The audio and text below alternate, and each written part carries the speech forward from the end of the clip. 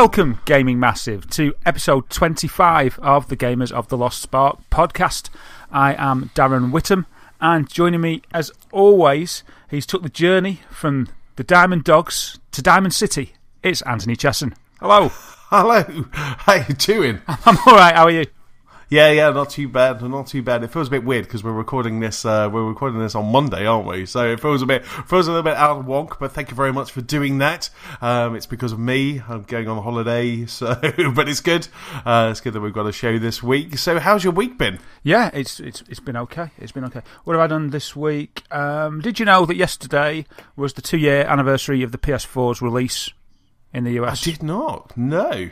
Wow, that's been a good 2 years. Yeah, it has, hasn't it? Yeah, it came out on the 15th of November 2013 in America, and it's not quite the 2-year anniversary for us in Europe yet. It was the 29th of November that it came out on. That's superb. Awesome. Actually, I probably should have remembered that because I remember running through my anniversary is kind of around this. I'm going away on holiday to celebrate my 6th-year anniversary. My wife must be mad. And I remember running through an airport and the PlayStation 4 had just come out and we were getting a connecting flight in the US somewhere. And we're running through the airport. We're already late. We're going through security. Darting through, and suddenly out the corner of my eye I saw like PS4s for sale, and I tried to stop and my wife just shouted at me kind of through the airport. I was like, they've got PS4s, because it was, I think you're right, it was like about 2 or 3 weeks, wasn't it, or a couple of weeks in between. Yeah. And I was like, I could pick up one now because we're actually on our homeward flight. And she was like, if we miss that flight, I'm going to kill you. It was really funny. It was like almost a Home Alone moment running through the airport, and suddenly I stopped to pick up a PS4. But fantastic. Wow, that really has flown by, hasn't it, those 2 years? Yeah, it has. Congratulations on your anniversary as well, by the way. Thank you very much. So, yeah, it's a shame there's not a console coming out you can pick up. No, it's a shame there's nothing, because I'm going to the US. I was going to say, is there any tech? Any tech that's out there? No, there's nothing that's kind of... It's quite interesting, actually, because I went to Blue Water on Saturday, and I popped into the Apple Store, as I do every time I go there. Popped into the Apple Store, and I got my hands on the iPad Pro. Because I wanted to have a look at that. I thought, going to the US, I could pick up an iPad Pro. That thing is ridiculously large. It is just ginormous. I mean, I think it's an amazing piece of tech, and if you were in the right industry, maybe a designer, maybe an artist, this is an amazing piece of tech for you. It was quite funny because I was tweeting about it, and one of my friends who runs an AV installation business, he was saying, I'm thinking about getting one of those to show my clients and my customers, kind of when we're sketching out. And I just said, for you, coupled with an Apple Pencil, that would be perfect, because you really would be able to show off the designs and the tech. But for me, kind of sitting on an aeroplane, sitting on a train, or just as I use my iPad around the house, it's just ludicrously big, And I was so I went off on my own while Nicola was doing some stuff, and then I dragged her into the Apple Store later and I said, what do you think of this? And she just laughed. She just laughed at it because, like I say, it looks fantastic. The pen works really well. It's all there, but it is just ginormous. The iPad Pro is just a beast. Yeah, I sort of think of it as like a whole laptop screen.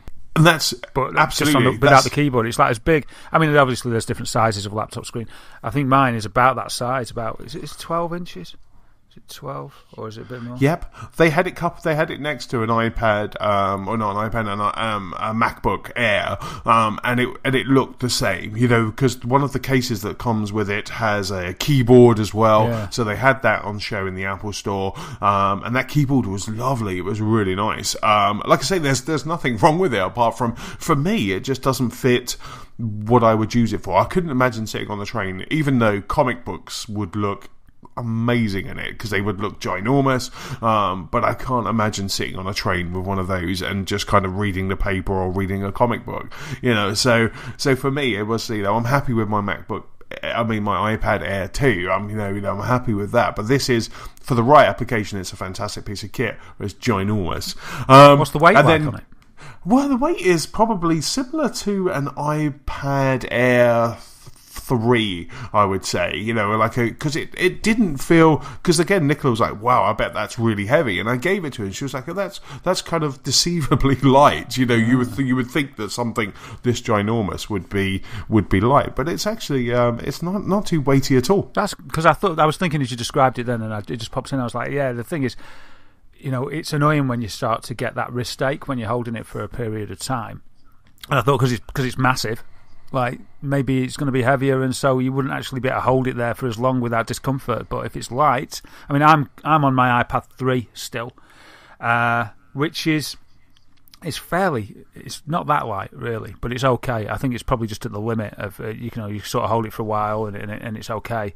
But yeah, and I suppose just because it's longer as well. If you're holding it in portrait mode, it'd just because of the length of it, and it's sort of there'd be more weight at the other end, wouldn't there? Sort of tipping it over a bit.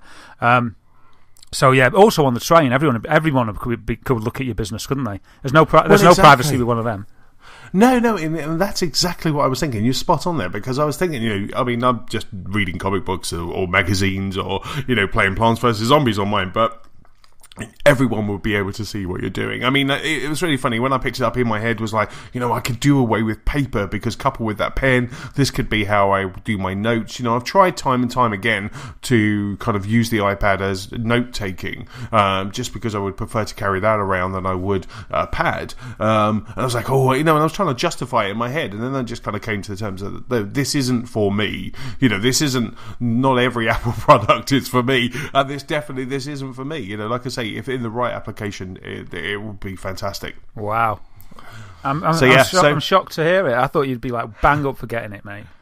Well, no, like I say, I was curious. You know, I was iPad Pro curious, and I wanted to go in and I wanted to have a look at it, pick it up, see what it was like, but it's just not for me. But following the Apple theme while I was over Blue Water on Saturday, we went to see Steve Jobs, the new Danny Boyle, Aaron Sorkin movie. Oh, yeah. About Steve Jobs.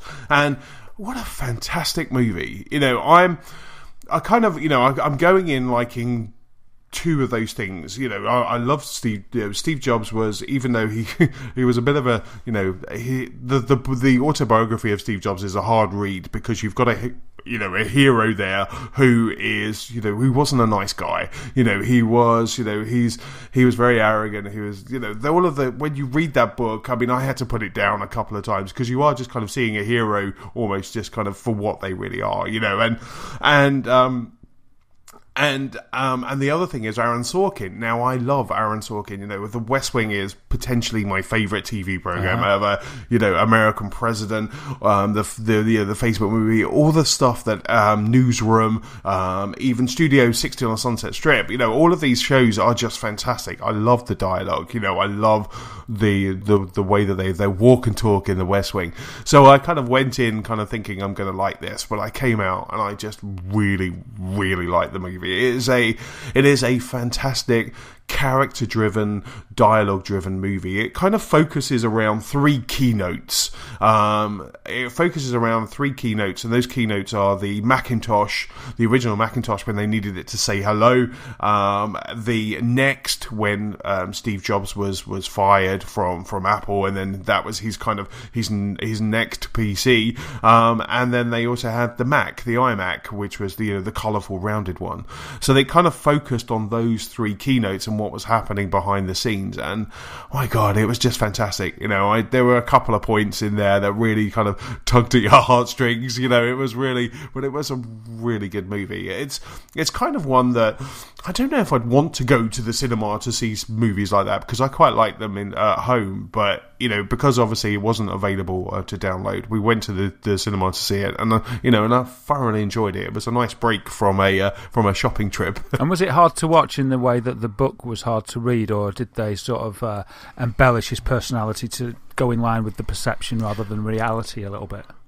No, it really was. It was kind of very in line with the book, and it was hard to watch at the start. It was really funny because right at the start, the kind of younger Steve, you know, when he was doing the Macintosh, when he was doing the Next, you know, he was really serious. He was arrogant. They do a lot of it through the eyes of his child as well, Lisa.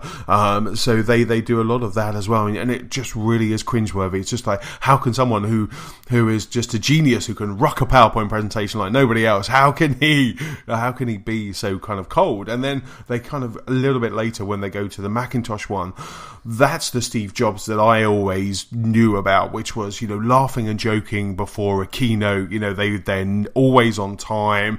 He was always having a laugh and a joke, pushing people, but sometimes you need to be pushed. And so I enjoyed the second half of the movie a little bit more than the first half. But at the same time, I've kind of come to terms with that. This guy was a hard guy, and it was a fantastic movie. It was well shot. The dialogue was incredible, and I really did come out. Both Nicola and I, we both came out of the cinema and we really enjoyed it, and that's not just being an Apple fanboy. It's just from being a really good movie. Yeah, well, you've lost one of your stripes for being an Apple fanboy for not getting on board and buying the iPad Pro. So you've leveled down a little bit. Yeah, I've gone down one level. I did actually. It's quite funny. A friend of mine managed to get me an Apple Genius T-shirt, so I did wear that underneath my jumper to the movie. So maybe I'll level up just for having an Apple Genius. That is definitely T-shirt. like +5. Superb. Cool. So what have you been playing this week? This week, what have I been playing? Just Fallout 4, really. My Geometry Wars fun that I mentioned last week has been cut short because when NXOE installed, I was in the preview program and I had Geometry Wars on there, so I just stayed. And then once the sort of live version of NXOE went on, my Geometry Wars stopped working. So when I selected the game, it said, if you own this game, insert the disc. Well, there isn't a disc for Geometry Wars. Or find it on the store and download it. One of these generic sort of messages, as if you're trying to play something that you don't own. I was like, that's weird. So I tried a few times, and I thought, I also noticed at that time, because this was like the day it went live, I noticed that none of the other backwards compatibility games were available in the games list as well. So I just thought, this is probably just one of those things. I'll just give it a day or so, and I'm sure they'll appear. So a day or so went by, and I rechecked, and then lo and behold, all the games that I bought that are available on backwards compatibility appeared in the list, which was more than I remembered. So I was really happy. I was like, oh wow, yeah, I forgot I got Backgammon and things like that. And what's that other one that's like Alien Hominid? Battlefront Battle Block Theatre. Yeah, that, yes. And like just several others that I'd forgotten about. I was like, oh, this is great. It's like Christmas. But Geometry Wars didn't appear in the list. Oh, no. I uninstalled it from my games because I thought I'll just uninstall it and reinstall it. But once I'd uninstalled it, it hasn't yet appeared again, which is a shame because I really wanted to play it. And I looked at the store online, and I couldn't find it there either. But I watched a video that I'll mention in the news later on, and it's featured in the news as a backward compatibility item. So I don't know what's happening there. So I'm sure that it'll just appear. It'll just once the net code aligns, if you like, that it'll appear in the list. But I was a bit disappointed because I was increasing my skills and I wanted to keep practicing a little bit. So I'm going to wait and see if that reappears. Apart from that, I've only been playing Fallout 4, which I'm enjoying very much. It's really good. It's quite interesting because I'm just looking down we put a link in last week's podcast in the show notes to the 104 games that are available, and Geometry Wars is not in that list. Yeah, it's odd, isn't it? And then I read somewhere. It's like Gears of War Judgment, Golden Axe, Halo Spartan Assault. Yeah, it's as if maybe it was only available as part of the preview program. So I'm a bit sad because obviously it is there. It does work because I've been playing it, and it's been taken away from me. But I'm sure it will reappear because they've got it there. They've got it there ready and working because I've played it many times while I was on the preview program before NXOE went live. So yeah, it's a weird one, isn't it? I'm glad you said that because that was on my list to do, was to check in the 104 games just to see if it was there. I didn't think it was, and you've confirmed that. So yeah. Yes. So Fallout 4, how's it going? So last week you were barely just kind of started, hadn't you, when we were discussing it on the pod last week? So how's your dip into Fallout 4 this week? Oh yeah, it's really, really good. I love it. I'd only played probably 3 or 4 hours last time we spoke last week, and yeah, I just want to play Fallout 4. It's really good. It's a great feeling when you just. I think, like James said, he was sort of thinking about it when he wasn't playing the game, and I'm like that as well. So I just want to play it. I just want to play it all the time. And I was trying to put my finger on why, because I said to Claire the other day, I was playing it, and I was like, why this game's really under my skin? What is it? What is it about it? Why am I loving it so much when it's so similar to many other games? There's loads of first-person games, if you stripped it all down, where you just, you've got that first-person view and you're exploring and picking stuff up. And I was just like, what is it? And I was trying to, find some kind of definitive language to say what it was, some really constructive, what is it? Define it. And I found it really difficult to define what it is that I love about it. And the best I could come up with was that maybe it's something about the atmosphere that the game creates, because it's such an interesting universe, and the premise of it, I think it's quite harrowing in the way that the perception for me that I've got, I know there's a lot of Cold War stuff going on, but the 50s perception that I have got, not from accurate history, but more from sort of the media and stuff, and just from growing up, and it's not that much, because I've not been interested that much in the 50s, but I always see it as sort of a happy time, and an innocent time, where there's all people smiling and waving to each other, picket fences. It's more of the American 50s that I see in my mind's eye. Sort of waving hello, leaving your doors unlocked. Cheery postman, little boy with freckles running around. Everyone's just happy. And I think it's something about that sort of purity and that innocence have been devastated, and by the nuclear apocalypse. And there's something about that universe that they've created. It's just sort of quite harrowing, and it sucks you in. I think it sucks me in. It's so horrific, because you're sort of looking at the remnants of the innocence, but it's all just been wiped away. So yes. So there's something about that hooks me, but I don't know what it is. I just enjoy picking up everything I can.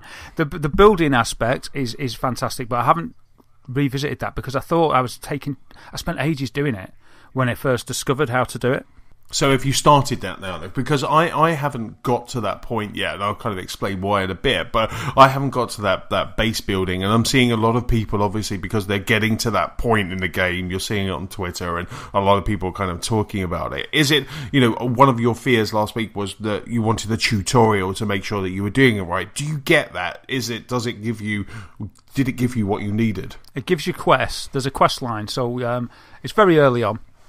You can actually do it as soon as you get to Sanctuary if you want to, by using the workbench. So you can just sort of work it out yourself. Mm-hmm. But I went off to Concord, did like a story mission, and then you end up going back to Sanctuary. And it says something like build, or it says, what does it say first of all? It's sort of like, plant some seeds, because you need build a water pump. You need a well, for instance. One of them says we need a well, and it introduces you to the mechanics, because people want this and that in Sanctuary. So it says do this, and it explains it a little bit, but it doesn't hold your hand that much. Right. So it says you need this, and it does show you it's okay, and you go to the workbench, and then you've just got all these options of different things you can do. Wow. It does explain it a little bit, but I don't think it could have explained it a little clearer, to be honest. But you persevere and you figure it out, like with a lot of games. That's what yes. we do, isn't it? Absolutely, absolutely. You kind of build your own mechanic around it, don't you? At that point, you kind of say, "Well, actually, this works better for me if I do it this way." Again, kind of no spoilers, but very early on, I mean, they're kind of wandering the wastelands. Have you come across a death claw yet? I have, yeah. Oh, did you do? I mean, the first time I came across it took me about half an hour to take this thing out. I don't know if it was just because I was really bad, but I ran out of ammo, so I just had to keep running around trying to find ammo, and then keep hiding in buildings, and then kind of taking a couple of pot shots, and then hiding, and then taking another couple. And it was just was that similar to you, or did you just take him out with a chain gun? I took him out with a chain gun. Wow, see, I tried that, and I just could not get him down with a chain gun, so I used VATS for it. Right. And I think I might have executed a critical as well. You know how you can do that? Right. So I think that might have been the first time I did it. I was like, steady, this guy's scary. And I noticed at the bottom in VATS it said square for critical if you filled up that bar. So I punched square, and it took him out with one VATS attack. I probably wasn't looking for that. That's probably why it took me so long. I mean, I really enjoyed it because I kept running around finding stuff that was all over the place, and I was just really enjoying it. But that's obviously why it probably took me so long to take that guy down. Yeah, the thing is, I'm well into collecting all the stuff, especially now that it's got a use, because you can use it for your building at home and things, and modding weapons and what have you. Yeah. But the carry weight is a little bit not very generous. You know, it's like I'm always like hitting the top of my carry weight, and it's like, oh no, and it's just and then you have to like travel back. So I was sort of like, I don't want to drop things, so I have to fast travel back, store it all, and then go back and try and find where I was up to, because you can't always spawn exactly where you were when you travelled back. I took down a guy who had some power armor pieces on, and he had like a left arm piece and a helmet, and I really wanted this stuff. But I was overburdened. I was like, oh, no. So I travelled back, dropped loads of stuff off, and then went back to find it. And then I had to like find my way through the entire city to find this specific place, because it was on a roof of a tall building. And it took me a while to find it. But luckily, when I got there, it hadn't disappeared. He was still there, slumped over the desk, where I took him out. And then I picked the pieces up. But they were really heavy, so then I had to go back. You can always wear power armour, because that increases your capacity of weight that you can carry. Right. But the trouble is you can't use the power armor all the time, because you need a fusion core to use power armor. Of course. And so your fusion core all the time you're using the power armor is depleting, and they're quite rare. So you can't just walk through the game in your power armor. So I've found another set of power armor. So I've put them both in Sanctuary. But I'm trying not to wear them, because I'm sort of scared of. I'm always like this. I'm like, well, I don't want to use them because I might need them later. Yes. Even though I've been playing it and it's so hard, I keep dying and I think, oh, should I get the power armor? I'm like, no, you might need it later. And also I've run low on ammo now. I thought I was rife with it all. I thought I had so many bullets in my chain gun, loads of bullets and everything, and then I had this difficult area where loads of the feral ghouls were rushing at me, and I just spent loads of ammo, and now I'm sort of like thinking, oh no, how am I going to get ammo back? So I decided to have a little journey to Diamond City to see what that was about. That is one of the quests you get very early on. It's like probably second quest, go to Diamond City, but I avoided that. I thought, oh no, I'll do that later. But I thought, I need a shop. I need to find some shops and some civilization where perhaps I'll be able to, purchase some ammo, because I'm not finding enough for me to be happy with. So that's where I'm up to, actually. I've just for no reason really, apart from that I was wanted to buy some ammo. I've gone to Diamond City, and that's really cool. I've only just entered it, but I've looked at it, and it's all got a big wall around it, so it's safe from the terrors of the outside of the wasteland. So yeah, it's a nice place to go. I don't know whether I'll be able to live there or something at some time. But really, what I want to do is the sanctuary that I need to. I want to just build more stuff in, because I've built a few things, but I want to carry on with that and make it nice. It's very difficult because everything looks so horrible, but to make it nice relatively to the environment. Yeah. And there's a farm nearby that I found when I went out for a walk that I've also seemed to have aligned myself with, and they need protecting now. And I think there's another place that I found. So there's 3 places, like settlements, that I've aligned to. But it seems to be a bit of a bother because they need protecting, which means I've got to go there and like build stuff and protect it. You can place down turrets and defences and things. So when you're aligned with a place, I think it's if you add the power and the people together, the numbers that you get at the top. So say you've got, it's generating 5 power and it's got 10 people. If you add that up together, that equals 15. You've got to get your defence up to 15 for it to be defended well enough to deter raiders. Right. And while you're out and about, does it tell you that raiders are attacking those people, those places that you're aligned with? Yeah, it's happened once Right. to this farm that I hadn't bothered doing any defences with because I wanted to do something else.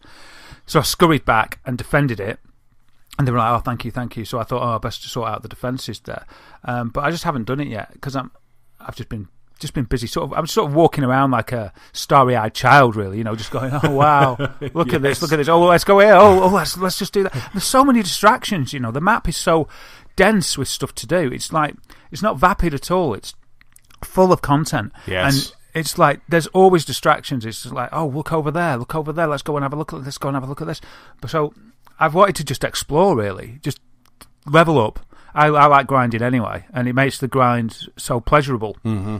So I wanted to just level up, but now the ammo situation has meant that I've gone to Diamond City, but then I'm going to get some ammo, then I'm going to go back, and then I'm probably going to start working on defending these settlements. But I'm not sure because you can stash everything in your workbench that you've picked up. You can remove all junk to the workbench, and each settlement has a workbench because that's what you use to do the building. Right. And I've not checked it yet, but I'm hoping, and I don't think this is in the game, but I want the workbench, the contents of the workbench, to be shared through all your workbenches, and I don't think it is.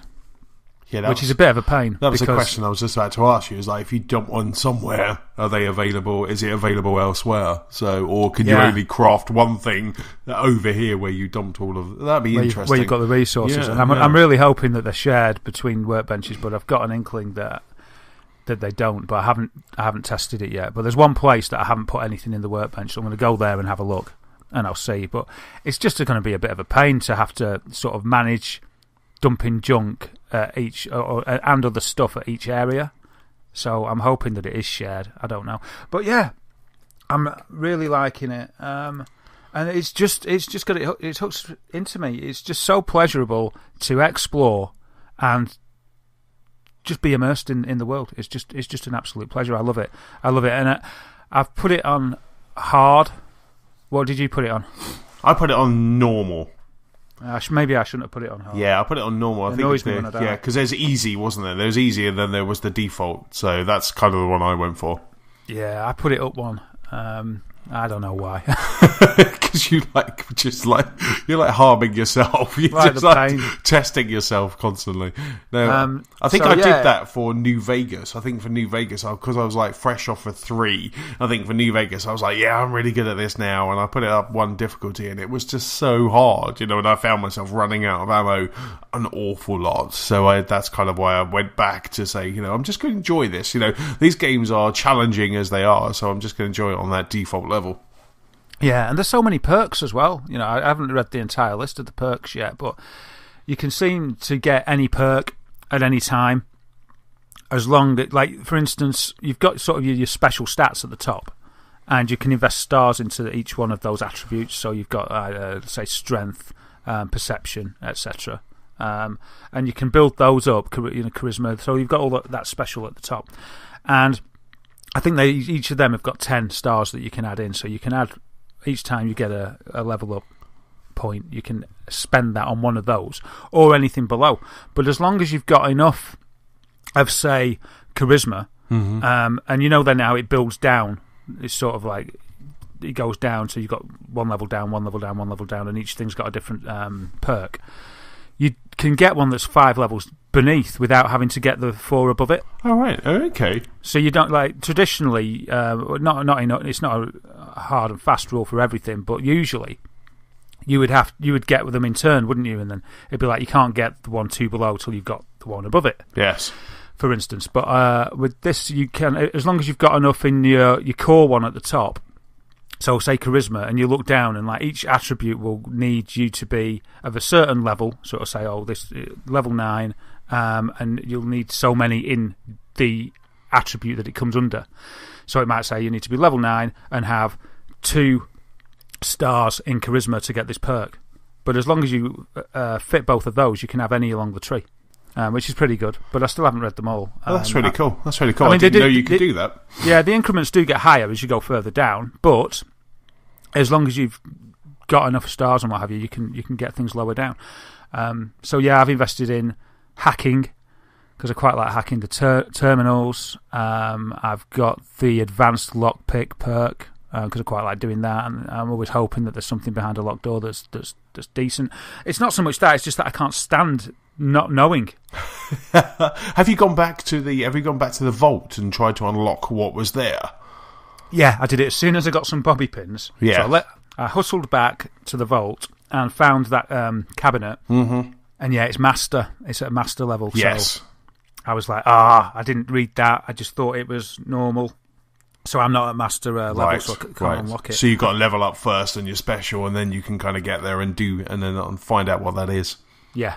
Yeah, and that one would be, because that's within the hacking perk, then you do have to go through the level, because there's levels within hacking. Yes. So it'd be hacking 1, 2, maybe, I don't know, but master's probably the third one. You probably need to be like level 30 to get or something.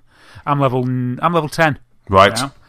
Now. But yeah, I seem to be doing better earlier on in the game, like I said, with all my ammo and stuff, and I was killing the monsters really easily, and all of a sudden I'm finding it quite difficult with my lack of ammo and stuff. And I think maybe I'm going out there too far into sort of higher level areas than I should be, and I need to hang around a little bit closer to home and do a little bit more leveling up.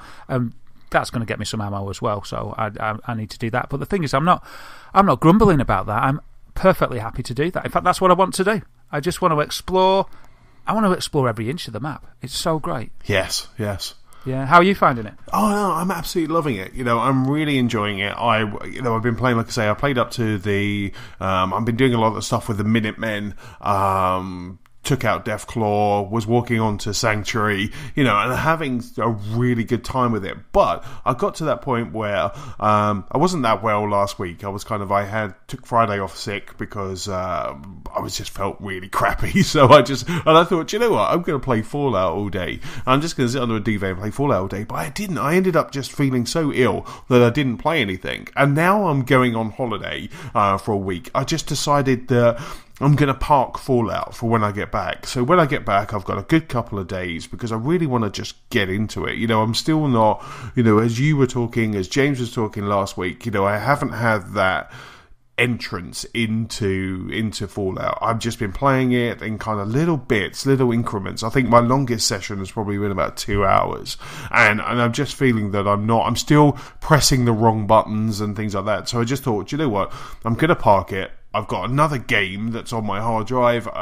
downloaded. I'm going to play that instead. So I decided just to kind of leave it. But it's not because I don't want, not because I'm not enjoying it, because I really am. I was having such a blast. But I just need that moment. I need that time. And I just haven't had that luxury of that time to just kind of get kind of nitty gritty with it. Yeah, that's a shame, because I think you do need to make that investment in time to let it get its hooks into you. I don't think it happens with just an hour or so here and there. You need. I was lucky that I put some time aside a few days ago, and I was like, right, that's it. I'm clearing everything, and I'm just going to play this. And I felt myself just getting more and more sucked in. And as you can tell, now I'm completely enamoured with it. It's so good.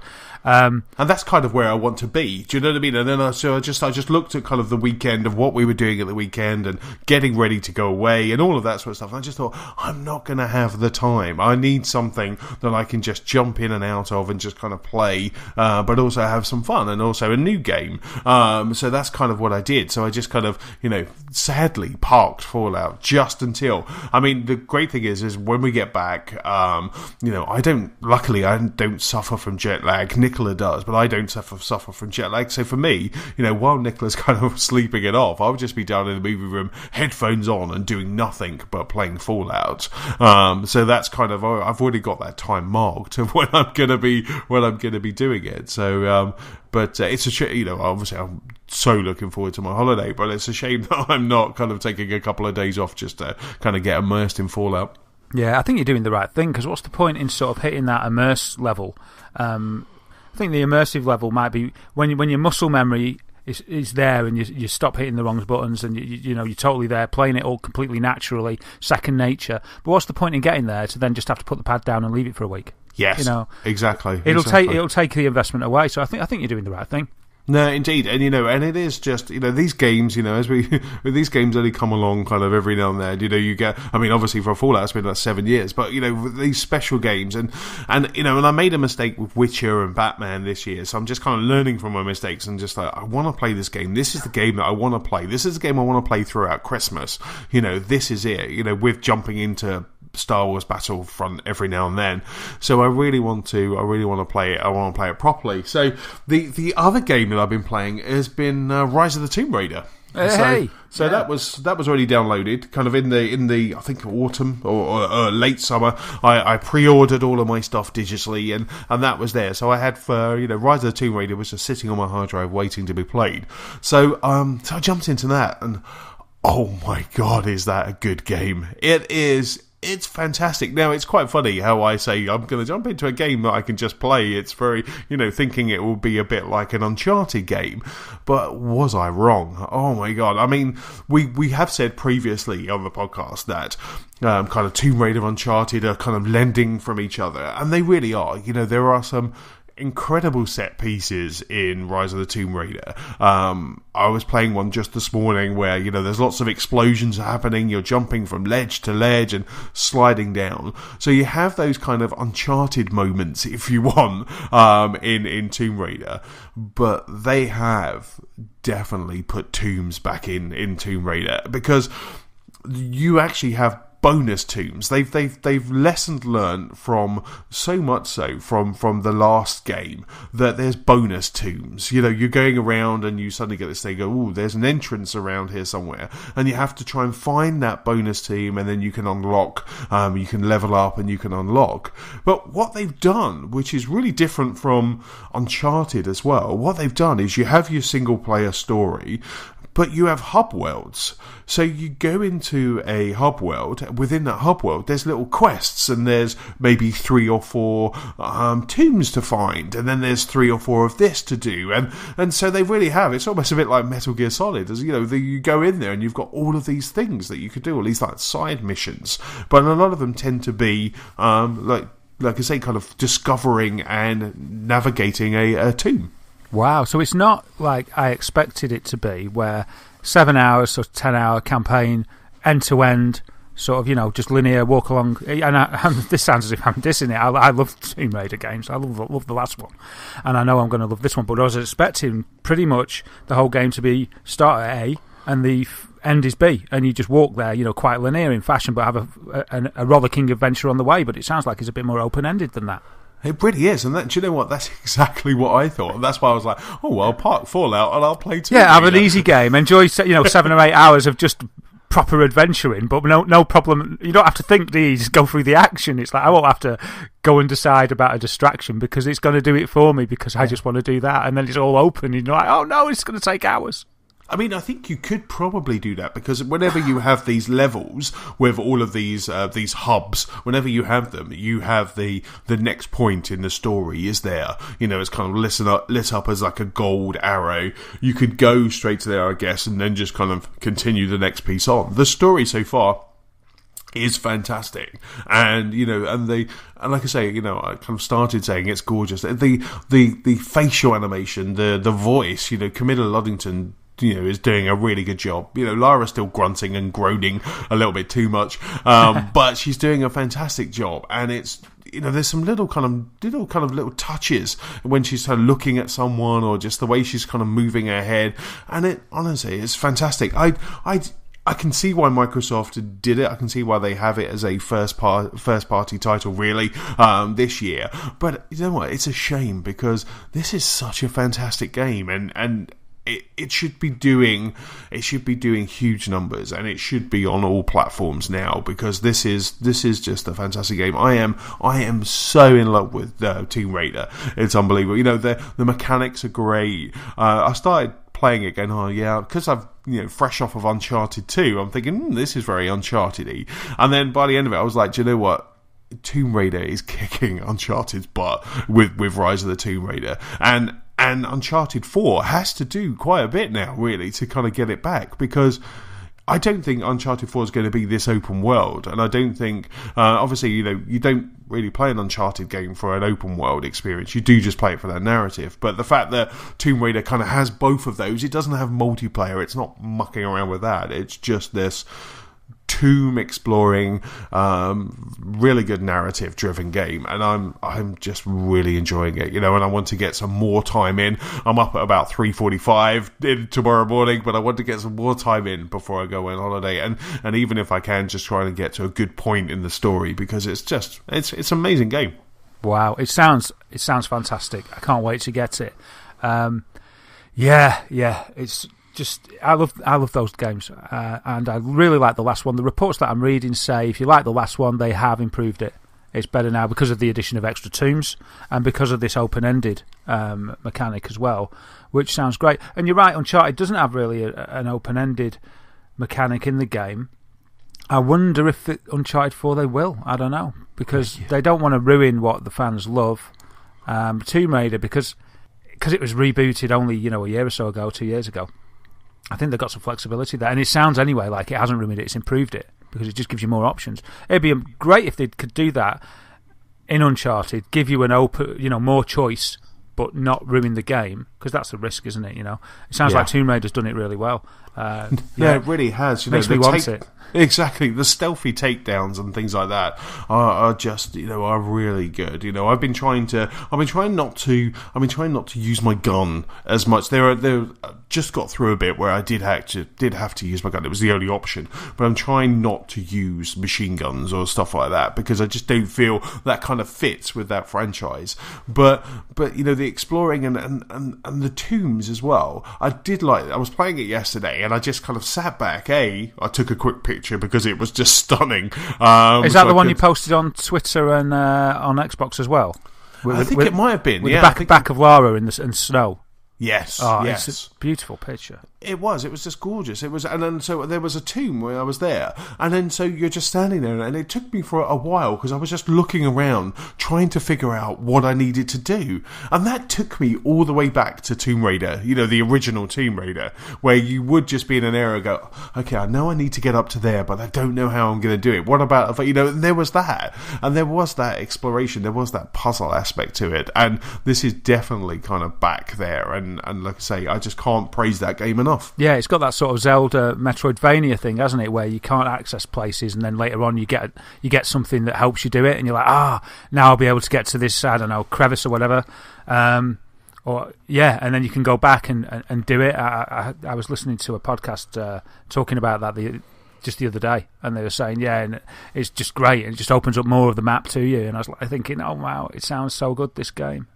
Yeah, it's quite funny you say that, because I was where I was, there was a Soviet hub that I was in, and there was a tomb there, and I could tell there was a tomb there. It was on the map, and I was like, right, I want to explore that tomb. And there was all these kind of thistles, so I was thinking, right, I can't get through these at the moment. What I'll do, I'll go and get a lamp, and I'll throw the lamp, and it will burn it. And then that didn't work, so I went and got a petrol can and shot the petrol can. And I just thought, at one point, I thought I'm being too clever, I'm just like, they all should have worked, really. Yeah, they should have worked. In real world physics, they should have worked. They should have just burnt away. And and I've played Zelda games, and I know that if you get thistles and you put a light to it, you get the nice diddly-ling noise. So I was hoping that would happen, but it didn't. But I just thought exactly that. What you said there, Darren. That later on you'll get something that will just go, well, you can now cut down thistles with this or something like that. So, yeah. Apparently, you proper know when you get it. But one of the guys, this was on the Jim Sterling podcast that I listened to, Podquisition, and he was saying that it did his head in, because he was saying he was trying to get through all these games at the moment to sort of write about them or talk about them, and he's like, I've got so many games. He's saying, I really love this game so much, but I'm trying to get through it, and he's saying it's doing my head in because I want to do the game, but there's so many distractions. It was like all these other tombs. It's like there's too many optional things to do, and I was like, I could sort of sympathise with him. He's like, I'm trying to finish it so that I can give an objective sort of like write up about the entire game, and there's too much choice. And he was saying that for him, he found an item, and he said, now I can do that, but he said he had to just say no, because he knew. He said the map was that big or something. He said it was going to take him hours to find the place because he couldn't mark it on the map, or he hadn't marked it on the map. I don't know how that works. But he said basically you'd have to go hunting for the place, and he just didn't have a clue where it was. And he knew that he'd be roaming around looking for ages, so he had to just say no and carry on. But the other person on the podcast, Laura, she said that actually for her she liked that because she was enjoying the game that much that the exploration part of trying to find that was just added to it. So two different perspectives. I'd be probably siding with Laura there, a little bit like the Fallout thing that I'm enjoying. It's just a pleasure to explore, and I'm sure Jim would have been the same with that, except he's trying to finish it because he wants to sort of critique it. But yeah, and I believe that she's got quite a big motivation, quite a big motive for what she's doing here, and the sort of baddies in the game are depicted. There's a reason why Laura hates them. Yes. Is that right? And I quite like that. There's a bit more context. You're not just killing random guys on an island that you happen to be shipwrecked on. There's sort of like a real reason, isn't there?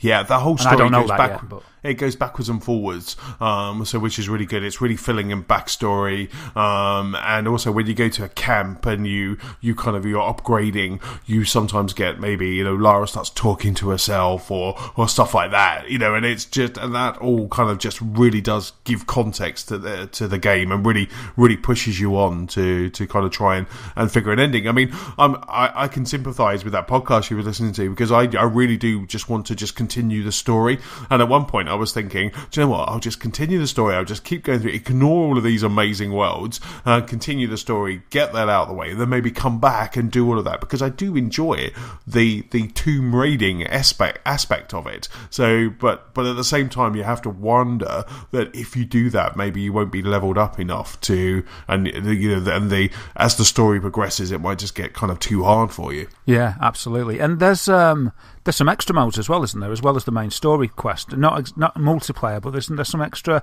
challenge modes or something. I don't know if they come unlocked when you finish it, but well, there's something called Expeditions. That's what I was trying to think of, yeah. And also what I'm unlocking is some cards as well. So similar to Halo, it's very similar to Halo 5. The wreck cards that you get in Halo 5, you can also unlock, there's similar cards and similar packs in Tomb Raider as well. So I kind of unlocked a whole load of cards. One of them was a really big jacket. And one of the things is, because I'm in Siberia at the moment, Lara keeps shivering. And I was thinking, I've got that really big jacket, I can stop her shivering. Because it was kind of, but I can't equip it in the game. I think that is for the Expeditions. But I haven't clicked on that yet. Okay, no problem. Yeah, I think it's just expanded challenges to do. I don't really know either, but it's extra content that's there in the game already, and it's probably a segue for them to add to it. They could always sell DLC there, extra expeditions if it proves to be successful. But yeah, you mentioned Halo 5, and that's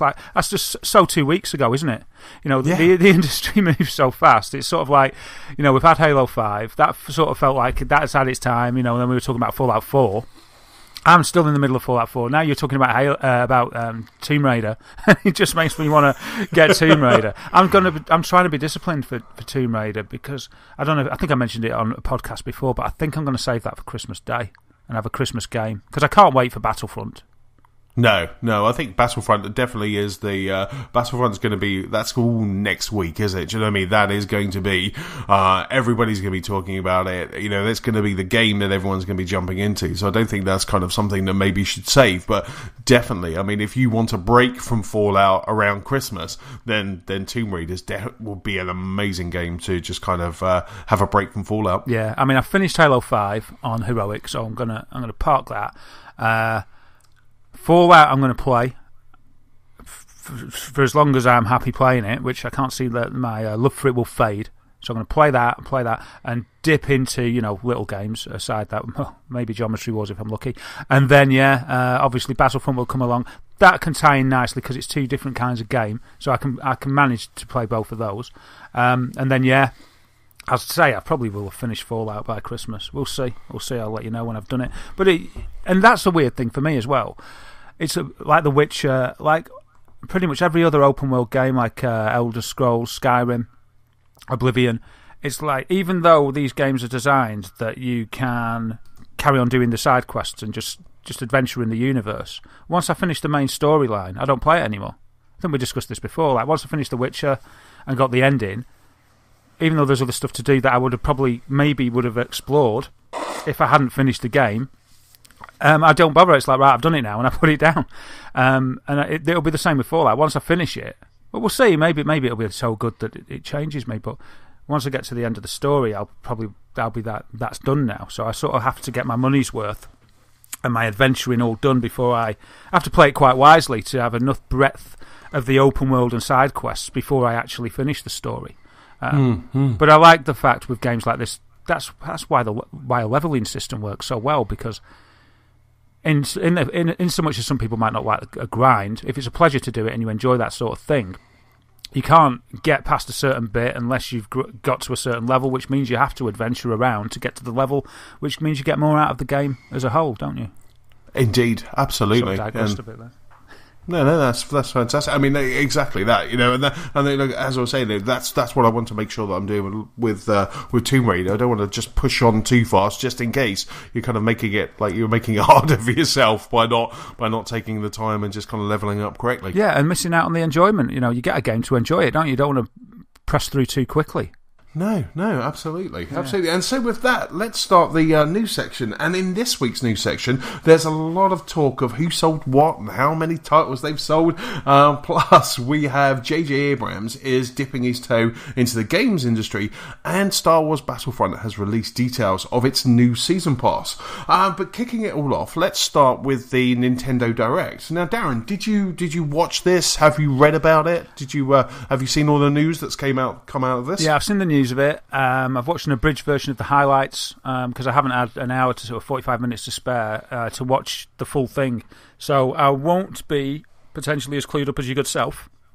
Well, I sat and watched it. I think it was like 10 o'clock on one night, and I just had it on my iPad, headphones on. There was a lot of they said right at the start, it was quite funny, while you were waiting for it to start, they said that the Nintendo Direct starts in 5 minutes. It's all about Wii U and 3DS. There's no NX talk. They had that on the opening slide. They're like, we're not talking about NX. It's all about the Wii U and the 3DS.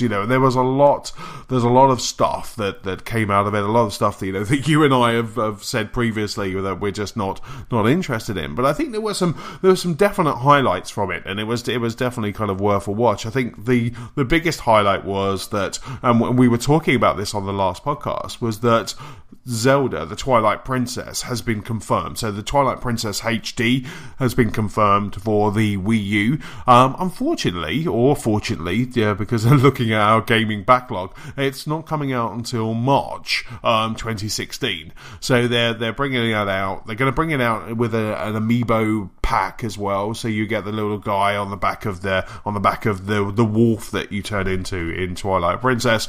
So that's coming out in kind of March 2016. And they gave us a bit of a look at it, and it's it's up-resed, it's looking good.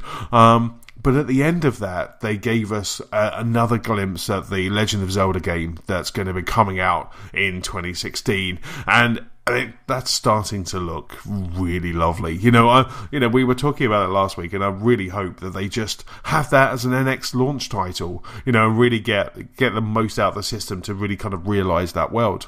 Yeah, that would be good. And you're right. It's like we've said before. It's kind of a list of stuff. It was a long old Nintendo Direct, wasn't it? And it seemed that there was a lot of news there, but unfortunately for me and for you as well, it's just not the stuff that we want to hear. It's like it's a bit like, oh well, yeah, okay. That's if you want to count that as news, then speak away. But I'm not. It's not getting me. It's not getting me excited.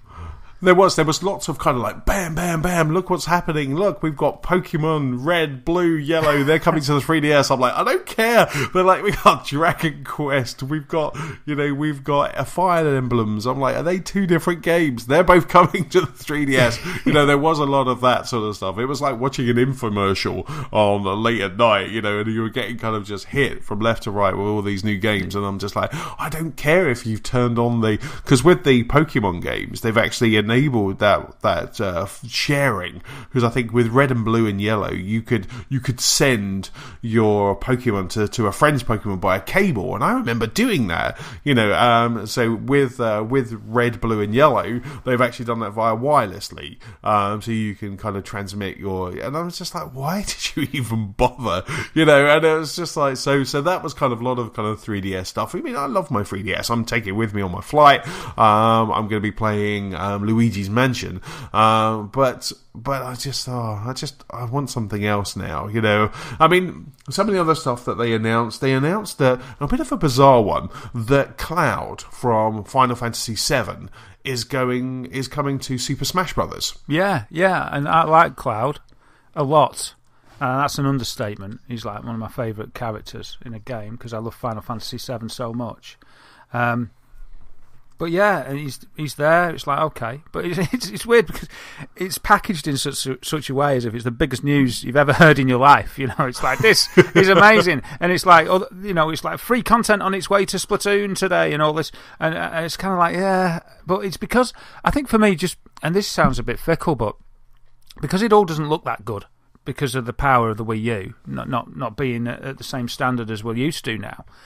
It's all a bit sort of deflating, it just doesn't meet my expectations. So it's like, yeah, Cloud's coming to Super Smash Brothers, but the trouble is, Smash Brothers for me, I played it last on the GameCube, and it's not bad. I don't know, it's a bit too chaotic for me maybe, but it always used to be like a premier game. It'd look amazing whenever they brought it out, and all their games did, and it's just like everything just looks old. Everything looks very Xbox 360. Like Twilight Princess has got an HD remake. And then I'm looking at it, and yeah, there is more detail in there. But it looks... It compared to what I'm used to now, it just looks old-fashioned, Yeah. Things date so quickly these days, and it's just...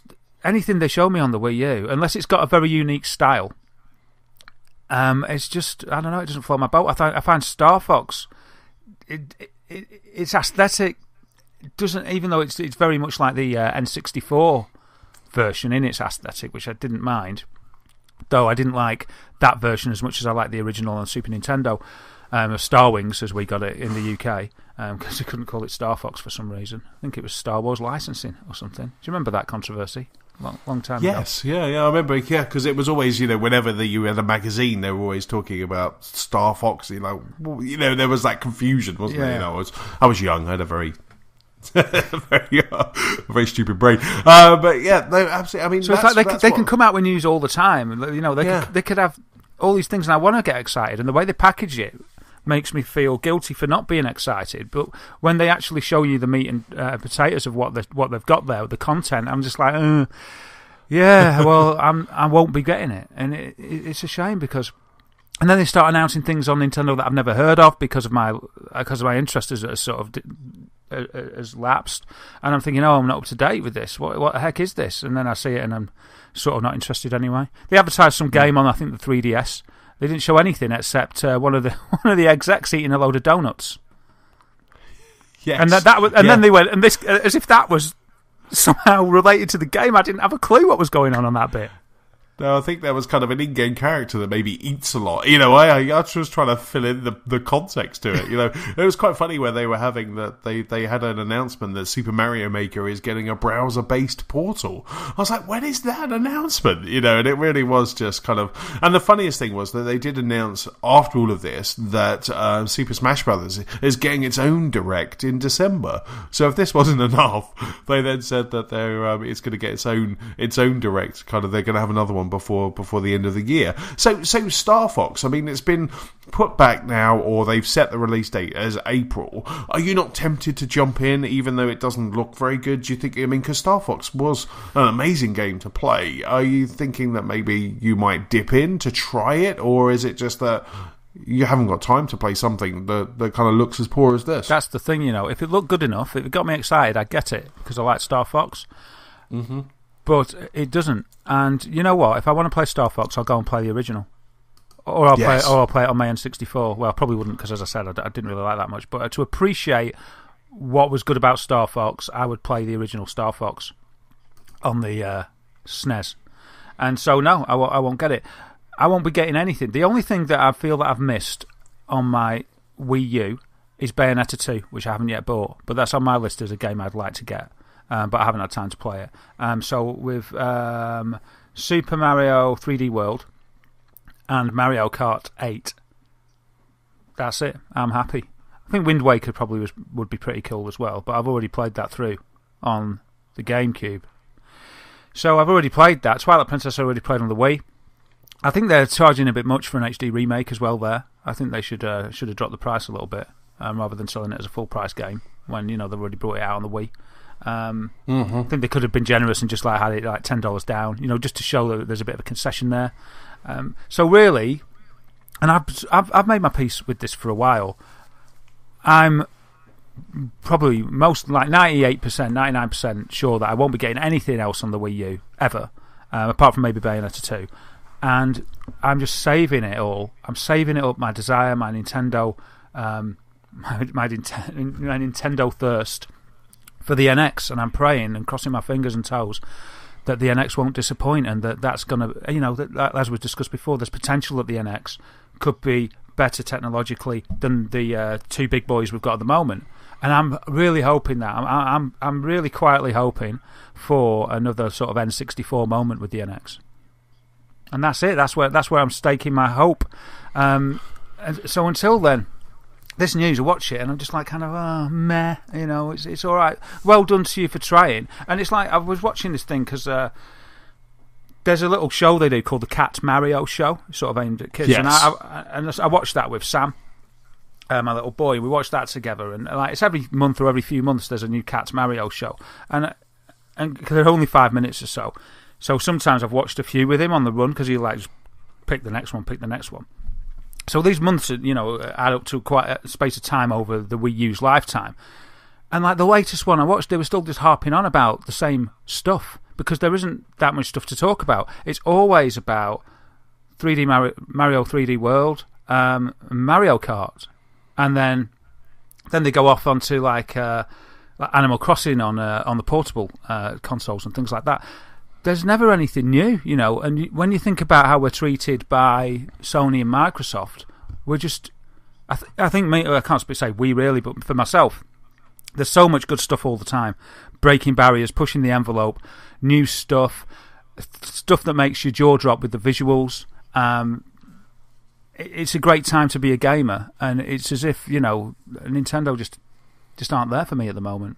No, absolutely. I totally agree. I think the last Nintendo game that I bought was Yoshi's Woolly World, which I enjoyed. It looked fantastic because it had that what you were saying earlier. It had that style about it. You can get away with less power if you have an individual styling, can't you? Because then it looks great. Like Katamari Damacy, for instance, that can still be striking because of what it is, but it doesn't need all this RAM and fantastic graphics to run it. Yeah, absolutely. But I totally agree. When I've got Fallout, when I've got Tomb Raider, and I've got all of these games, I've got Halo. There's nothing that, if I turn on my Wii U, there is that kind of almost that instant dip, and we're not getting those large games. We're not getting. I think if there was if at the same time we had Fallout or Zelda, we had Fallout 4 or Zelda, I would probably have gone for the Zelda, because that's how much I enjoy playing Zelda games. New Zelda, do you mean? Yeah, new Zelda game. I would have probably gone for that and parked Fallout. And the fact that we just don't have that, the fact that there isn't any rich games like that you're used to playing with Nintendo. Mario 64, I played that so much. And I'm just desperate. I'm like you, I'm desperate for a good Nintendo game. And I think all of us are just desperate for this NX to be good, and it will be interesting when they do announce it next year. It'll be interesting to see exactly kind of how good it is, and I really do. I want them to blow my socks off. Yeah. That's exactly what I want. It's like the relative version of when Mario 64 came out. I mean, you might not be able to get it quite as jaw-dropping because of the diminishing returns that we've got these days and because we're used to such amazing things. But just something like that, and that you hit the nail right on the head there with, I think, the term rich games, and that's what we used to play in from Nintendo. Those rich worlds that you can't play anywhere else. But they just haven't. Certainly with the Wii U, we got away with it a bit because it came in just before HD, really, or when HD wasn't a mainstay in most people's homes, and that sort of, it was okay because the graphics were all right and everything. But with the Wii U, even though it is HD, it's just I don't know. It just doesn't. It's not quite up to standard with its competitors, and it's lost out because of that. It's a real shame. They went for, the Wiimote. They went for that extra pad thing, thinking that'd be another winner, like the Wii was. Unfortunately, it just missed it. But I'm hoping, and I'm sure that because the original Wii was such a success, I'm sure they're still sort of sitting on a pile of cash from that. I don't think they invested too heavily in the Wii U because of its specs. So yeah, it's just sort of, for me, it's just sort of Nintendo's on pause until I know more about the NX, really. Yes, yeah, absolutely. I think Mario Kart was the last really good-looking game from Nintendo, because when you played that on multiplayer or when you play it on single player, it does look striking, and I've said time and time again on this podcast, that I would love a Animal Crossing world in that Animal Crossing level, or Mario to look like it did in those Mario courses on Mario Kart. That's what I want. I don't want gimmicks. I don't want to waggle a joystick. I want to sit down with a pad with an amazing looking world and just rescue a princess as a plumber. That's all I want, Darren. Yeah, that's what we want to do. I want a Pixar plumber and I want to rescue a princess. That's exactly it. What we want to do is we want to explore the worlds that Nintendo have created that we've always loved, but we want to explore them in the standard or exceeding the standard that we're used to. And that's what we want to do. I'd love, actually, you were saying that then, I'd love like an Animal Crossing game, but that was like all the Mario characters, or the Mario Kart characters lived in, so it wasn't just animals. You got Mario's house and Peach's house and Yoshi's house, and they all lived there. It was like every character from Mario Kart and Super Smash Brothers or whatever, and they're all in a little, in an Animal Crossing game like that. But they work on the graphics more and maybe add some extra stuff, because Animal Crossing on the Wii was such the same as the GameCube. It was unbelievable. And then they brought it out on the DS, and it was exactly the same again. It's like New Leaf or whatever, or the others. And they're just so the same. It's like, I can't play them again because it's like, I just feel like I'm playing the same game. But you can imagine something like that you just described, coming out on the NX with the Amiibo tie-in. You can imagine, you get a Mario, you pop him on, and then he appears in your world. Yeah. That would just be, probably be hell for parents. It'd be good though, or your wallet, but it would be amazing. Yeah. It would be. And amazing. I take my Amiibo to your house and put it on your portal, and my character goes into your world, and the little house gets constructed there, and you can have a look around it and stuff. It'd be well cool. Yeah. It would be really good. It would be really cool. So yes. So that was it. I mean, that was the Nintendo Direct. Like I say, they are doing another one in December, but that's going to be Super Smash Brothers. And then I'm hoping they'll be at E3 next year rather than doing the Direct. It'll be quite nice to kind of get crowd reactions when they release that NX, if that's going to happen at E3. Yeah. What we're talking for E3, 2017, isn't it? Estimated. Yeah, well, someone was saying 2016, at the end of 2016, but I just can't see it. If dev kits were only going out a couple of weeks, it wouldn't just be a first-party title launch. It'd be interesting, but I think we're going to find out more in 2016 about the NX. I think that's what they said at the start of the Direct. Yeah, an unveil in 2016, and then release probably, I'm thinking December, November, December for Christmas 2018. Yes. 2017. Get ready. Get ready to dust off that I Heart Nintendo T-shirt again. and then what I'm worried about is, I was just thinking, what if they bring it out and it's not up to standard? It's like it'll be the first new console that I've said I'm not getting. I'd hate that. Hate that, because if it isn't up to scratch, I'm not going to get it this time. I'm not just going to buy it, and then again I might, but. Do you know what I mean? And that'd make me so sad. I do indeed. I played a lot of games on my Wii, but the Wii U, I bought the Wii U, and I really haven't. I mean, I played a bit of the Wind Waker. I've played a lot of Mario Kart. I've played Yoshi's Woolly World, but I think that's it. I really think that's it for me. I played a bit of Super Mario 3D World, but just longed for a proper Mario. So, I mean, I'll probably buy it. I can't say that I won't, but I'll probably buy it. But it is a bit of a shame that you have this console that you're just not utilising properly. Yeah, it is a real shame. So yeah, onwards and upwards for Nintendo. I'm sure they'll learn from this. I'm trying to think if there's a pattern, because no, I don't think there is. I think you put it beautifully last week when you just said you can't predict Nintendo. They are a law unto themselves. They're a crazy mess, and they just do whatever they want to do. And that's worked really well for them in the past, and it's given us some fantastic titles. It's given us some games that define our generation and our childhood. And so they've done it time and time again, and we just. Maybe they've just been focused on the wrong thing, and hopefully the NX is going to bring it back. Yeah. They've got Miyamoto now as sort of creative head, and so that can't do any harm, can it? So no. Yeah, fingers crossed. I'm sure it'll be good, and I'll probably just cry if it's not. Absolutely. And speaking of good, I don't know how that segue would ever work. Speaking of good, I have just not even. You nailed it. Yeah, I did not. No one noticed. So anyway, Call of Duty, Black Ops 3. They have announced their kind of, as they always do. The first couple of days release, and they have announced that it's the biggest entertainment launch of the year, and it's made over $550 million in its first 3 days. Wow. So in its first 3 days, this was a quote from Activision. They said in the first 3 days, the blockbuster title exceeded 550 million in sell-through, which means they've actually sold to consumers worldwide. And they also said that it broke a new record because they have users have clocked in 75 million hours of being logged in the same 3 days. So we've had 75 million people have logged in 3 days. So that is just ginormous. Now that's amazing. Call of Duty always does this. People are always waiting for that title. Me being one of it, I really enjoy kind of playing it.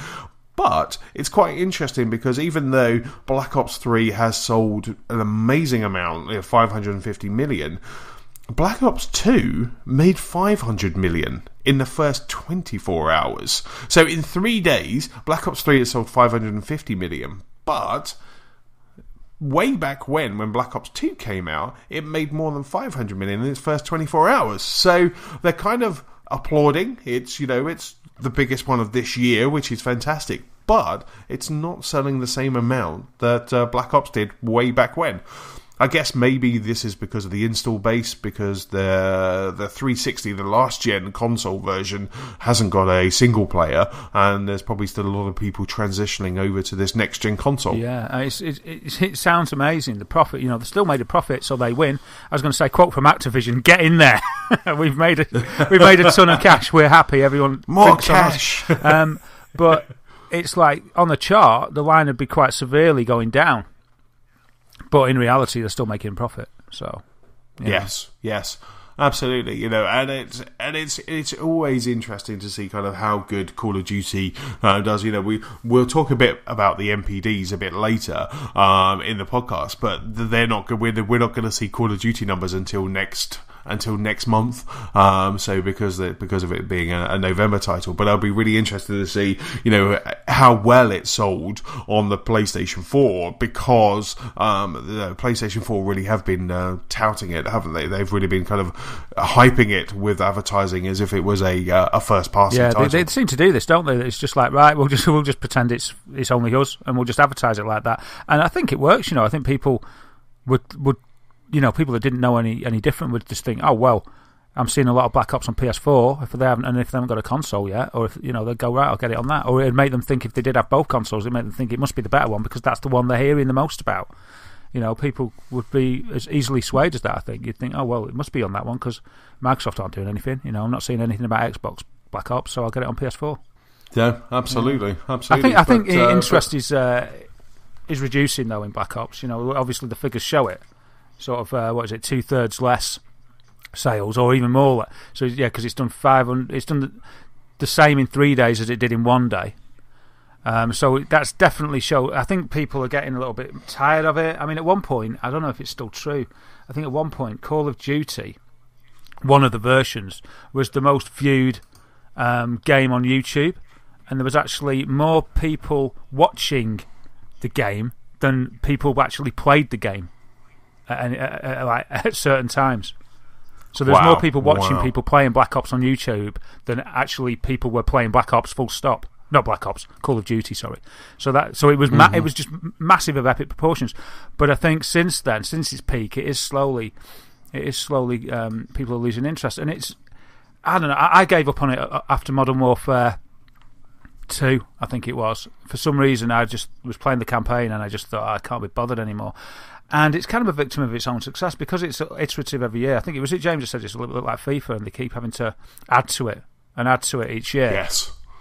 And it's sort of as if they added too much. It got to a point with me, and I was just like, it added too much or something. And I was like, it took the, I don't know about the realism, but because it's not the right word, but I loved the sort of over the topness of the games and feeling like I was really in some amazing like war and things were going on. But it felt, I don't know. All of a sudden, I just played one of them, Modern Warfare 2, I think it was, and I was just like, it's all a bit crazy, really. It became meaningless, and I think maybe it was just because it was released too often. I think that's what it might have been for me. So I'd sort of, it saturated me. That's what it must have been. No, absolutely. And I was talking last week as well. That this one is just bonkers. Yeah. It is just crazy. And I would, even though I enjoy playing it as kind of year on year, there would have to be something quite special for next year for me to jump in, like a reboot back to World War II or just scale it back. But I can't see how they could scale it back. As you guys were saying last week, if they start scaling it back, you've gone from these amazing, fantastical guns back to a Luger or something like that. It's just going to feel strange, and it's going to feel a bit of that it's de-evolving rather than evolving. Yeah. But it's good to see that we still have a lot of people are writing off this generation, but I think the numbers speak for themselves that this generation is stronger than ever, and that the games industry can still pull those $550 million releases, $1 million releases out of its pocket.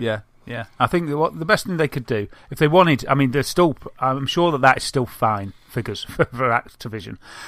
But I would say, just let's create a bit more demand by having a bit of a break, and just go dark for a year.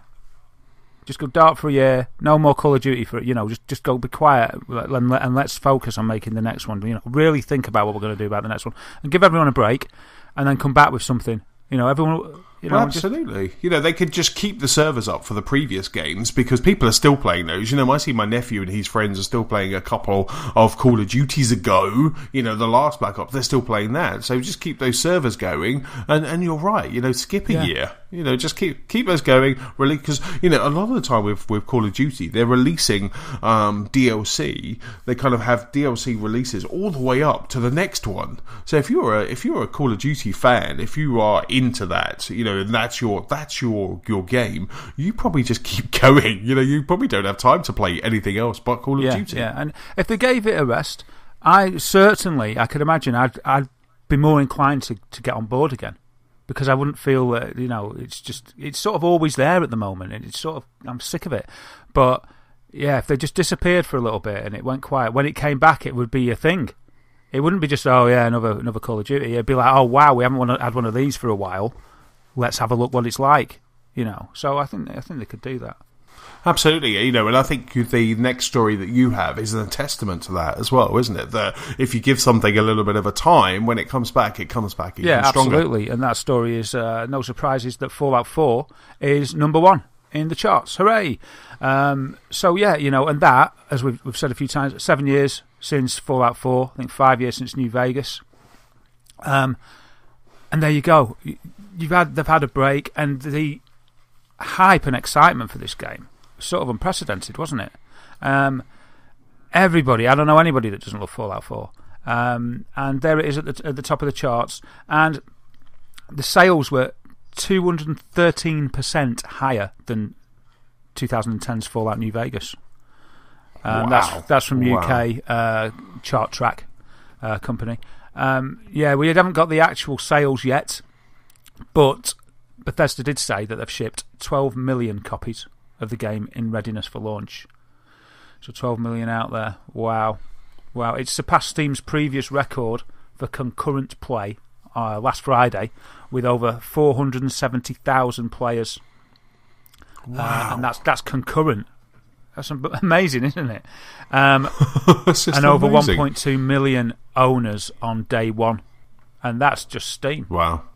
And it is quite interesting. We were talking about it last week, but there was just everybody was talking about it. Everybody knew about Fallout, and this is a real plus because we've only known about Fallout for like 6 to 8 months, and then it's like 6 to 8 months they kept it secret. 6 to 8 months, bam, here you go. People haven't had time to be fatigued by it. They're all excited about it. People are going out and buying it. We had a message that one of the guys who listens to the podcast said, I had to listen to your podcast, picked up Fallout 4 because of it, and it is just like people that are not even used to that world are picking this game up because it is just, it's a fantastic game, and they've marketed it just right. The adverts are fantastic, even Nicola was saying to me over the weekend that she's seen that Fallout advert and she just loves it. She goes, that makes her want to play it.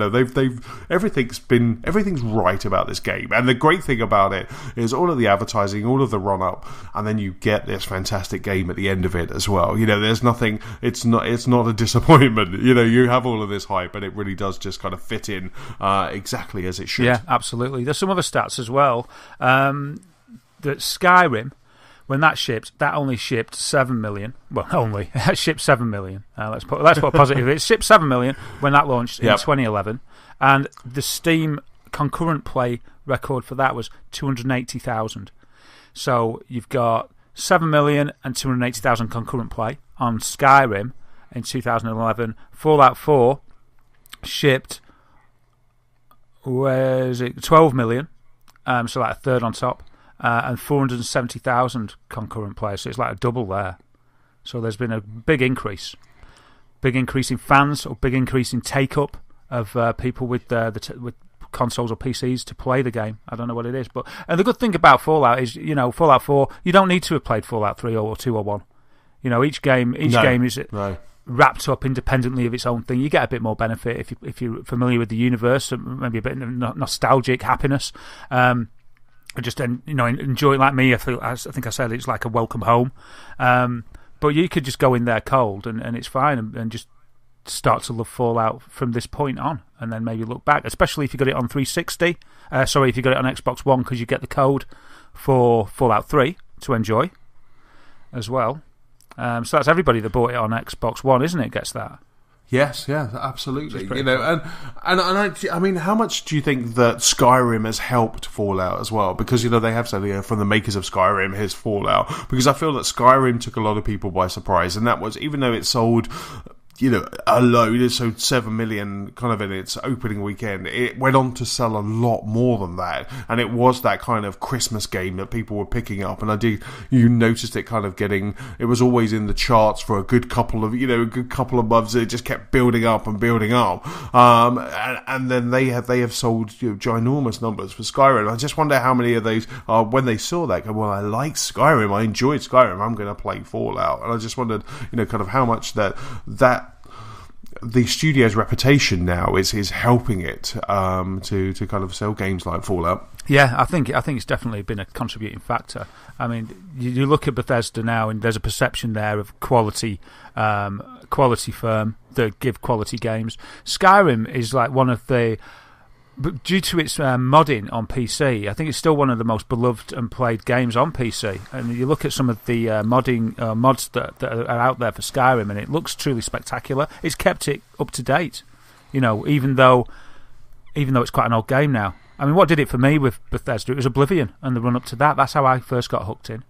It was Oblivion on 360, and yeah, I remember watching all the videos about how the world worked, and just people playing it, walking through the towns and stuff, and I was just like amazed. I got Oblivion and just loved it, and that was it really for me. And it's like then Fallout 3 appeared, and it was the trailer that hooked me for that, and then Bethesda again, and I was just like, wow, this is going to be good, because you got that you sort of got that guarantee, haven't you? You put your faith in a company, don't you, until they break that faith. So Bethesda are doing really well. Just a quick one while we're talking about Fallout. I forgot when we were kind of going through, but Kotaku over the weekend put a fantastic piece about that they found an Easter egg in Fallout 4. And so what happened was the guy, I think Kirk Hamilton is the chap who reported it. So he's wandering around that post-apocalyptic world of Boston, finds a set of stairs, went down the set of stairs to this bar, and it's called the Prost Bar. And when he opened up the door, it was the Cheers bar. So he kind of went in and he's found the Cheers bar. So it's complete with Norman Cliff at the end. So there's one guy just dressed in a postal worker's uniform, and there's like two guys kind of like next to each other. There's someone kind of slumped on the bar that looks like Sam. There's a lady's skeleton, so which could be Rebecca, and it's just like, and it looks like they have recreated Cheers in the Fallout universe. I'll put a link to the article, to the Kotaku article in the show notes, but it looks fantastic. And they've put the last kind of screenshot in this article shows you where they found it. So I'm definitely, when I get there, I'm definitely going to try and find this. It's not far from the Common, from Boston Common, but I want to kind of get there and have a look at this because it's fantastic. Oh, that's cool. I'll have to have a look at the map and see if it's if I can get there. Brilliant. But like I say, you have to open. I think it's close to something called the Boston Common, which is in the Commonwealth, and then they've got an arrow kind of showing exactly where they are when they found it. So that's really cool. They've got the bar where everybody knows your name. Well, not here because they're all dead. Cheers never changes. Cheers never changes. Right, up next is just a quick one. That J.J. Abrams, the man who is going to restore Star Wars, I can feel it in my bones. He has announced, last week he announced that his studio, Bad Robot, is going to be collaborating with Chair Entertainment. Now, Chair Entertainment, they're the people behind Infinity Blade. They're the people behind that, was it Phantom Complex on the Xbox 360? Shadow Complex, yeah. Shadow Complex. So they're the people behind that as well. And so they have announced a collaboration together and that they're going to be working on a game. This game is called Spy Jinx, all one word, and it's going to utilise the Unreal 4 engine. Now, all of that sounds great with J.J. Abrams, Chair, Unreal 4. That sounds fantastic. Unfortunately, I do say unfortunately, it's only be coming out on mobile and PC at the moment. So I'm not quite keen on the PC, on the mobile element. The PC's fine, but it's going to be coming out on mobile and PC. Now, they do say it's a unique mix of action, strategy, gameplay, dynamic world building, and RPG character development, setting the thrilling, treacherous world of espionage. That's according to Chair's creative director, Donald Mustard, who's got such an awesome name. Makes me peckish. Exactly, and it's like so those guys, and that's going to be coming out. There's no specific launch date at the moment, but it's going to be coming out in 2016. So I quite like that J.J. Abrams. He's done so well in everything else. I quite like that he's now looking at the games industry to maybe try and make some games and release content. Yeah, he's entering the foray of games. I just hope that he knows enough about games not to litter the mobile version, at least with in-app purchases. Or lens flare. Yeah, or lens flare. yeah. I quite liked Infinity Blade, I do. I've played all three. I've played all three of Infinity Blades, and I really like them. It's a bit of a. I don't really play iPad games. I play Plants vs Zombies and Kingdom Rush. Those tower defense games. I think that's the point and go there. That kind of works really well. And so you did look a bit of a fool, kind of with all the swishing on the train, but they were really good games, and they always looked incredible, didn't they? Yeah, they looked at. They were system sellers, really. I played 1 and 2 on when they came out, because they came out sort of as I got an Apple device, And I was amazed, it was like this. I can't believe I'm playing this on a phone, especially after my last mobile device that played games that I bought was an N-Gage. If you remember that piece of rubbish. Yes. So that was terrible. That was so terrible, man. As soon as I bought it and I realised that you had to hold it next to your ear like a taco to talk, man, I was like, oh, this is not a good buy that I've just made. But I really like them. And Shadow Complex, they've got a good reputation. Chair. They really do. So yeah, but I'll be interested to see what happens with it. I wonder why they're skipping consoles. I wonder if there's something that they can do on mobile and PC that you can't do on consoles. Yes, or maybe because they haven't secured a publisher yet for consoles. If I was Phil Spencer or if I was Shuhei Yoshida and suddenly I heard Chair, J.J. Abrams, all of that good stuff, espionage, I would be kind of wafting a checkbook his way to try and get him to kind of to release exclusive. So maybe they haven't locked in yet, and that's why they're not saying console. But if you're going to go PC, even a point and click adventure would work. It works on consoles. We've seen that, so I'll be interested. Like I say, they've got nothing to show at the moment, but they're going to be showing it in 2016. Okay, excellent. Well, the next item from myself is a little thing from Platinum Games. And they're asking fans which sequel they want, which is quite nice. So the founder, Hideki Kamiya, he's a cool guy. He's working on Scalebound at the moment. And he's asked the fans, he's put a poll out there to see which sequel they would like to see him make. So what's he asked? What's the choice? The choice is he's asked the fans to pick between a sequel for Beautiful Joe and Okami or Devil May Cry and Okami. So it looks like you get Okami no matter what. It looks like he wants to make Okami. He wants to make that, yeah.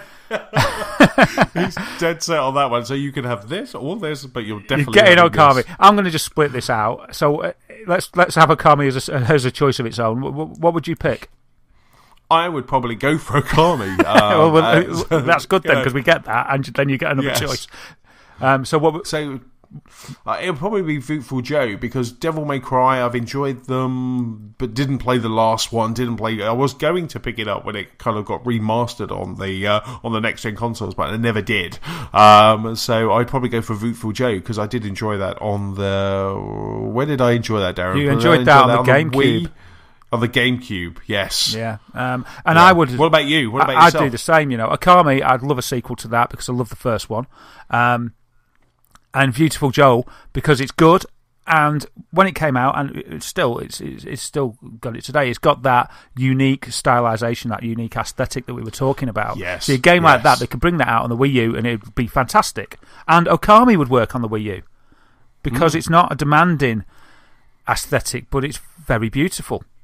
Yes. So that's what Nintendo should do. They should be getting beautiful. If they wanted me to get a game before the NX, if they announced in the Nintendo Direct, if they had announced a new Beautiful Joe, not a redo, not an HD remaster, but a new Beautiful Joe, and a Okami 2, I'd be right there. Devil May Cry wouldn't get me, but those two would. I think they're great choices. So I think, I mean, I don't know, it's hard to speak for the internet, but hopefully, I'm hoping that most people will side with us there, and that there's more Beautiful Joe fans than Devil May Cry fans.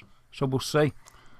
We'll see. But it's really nice, though, isn't it? It's really nice that publishers and games developers now are going, right, what do you guys want? We're making this, or we're making this. What would you like to see? And I really hope that it does actually kind of go somewhere for the decision making of this, because we also had someone from Microsoft, one of the studios in Microsoft earlier this year, say, hey, we've got 3 games that we're thinking about, which one would you like to see? So we're seeing this kind of more and more, and it'll be really interesting just to see how much input they do get, and how it does change their decision or sway them in one way or another. Yeah, absolutely. And why not do this? It's a business. It helps mitigate some, probably not all, but it helps mitigate some of the risk, doesn't it?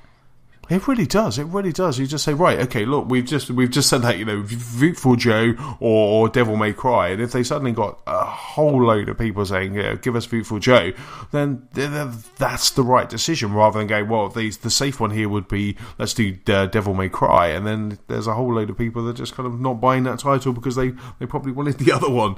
So it's really interesting, and I'd like to see that there's kind of more of this happening in the games industry. More of kind of, I'd love Rare to say, would you like any other game or a Viva Pinata sequel? Yeah.